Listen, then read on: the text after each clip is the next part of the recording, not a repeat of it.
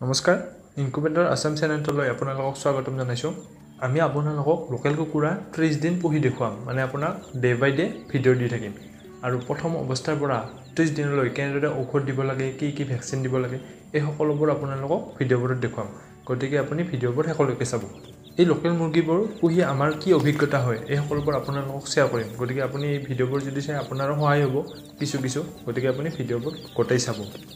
আমি লোকেল মুৰ্গী পোহাৰ উদ্দেশ্যে বজাৰৰ পৰা 50টা লোকেল মুৰ্গীৰ পোৱালি আনিছিলো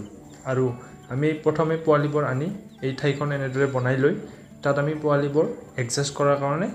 অলপ সময়ৰ কাৰণে এৰি দিছো তাত আমি এটা 100 ওয়াটৰ বাল্ব দিছো এই ৰঙা বাল্ব য'ৰ পৰা আমাৰ তাপ আহে আজি যেহেতু প্ৰথম দিন সেই কাৰণে আমি পোৱালিখিনি এডজাস্ট হোৱাৰ পিছত আমি দুখন প্লেটত প্ৰি ষ্টাৰ্টাৰ দানাটো দিছো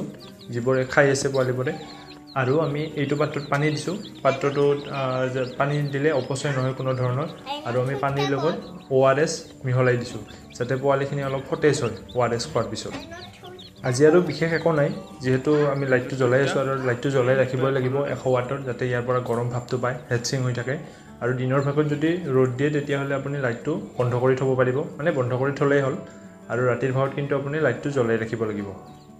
আপুনি যেতিয়া প্ৰথম পোৱালি আনিব তেতিয়া এনেদৰে গোলকৈ বনাই ল'ব আৰু লাইটটো ঠিক মাজত দিব এনেদৰে বনাই ল'লেহে পোৱালিবোৰৰ সুবিধা হয় ৰখাৰ কাৰণে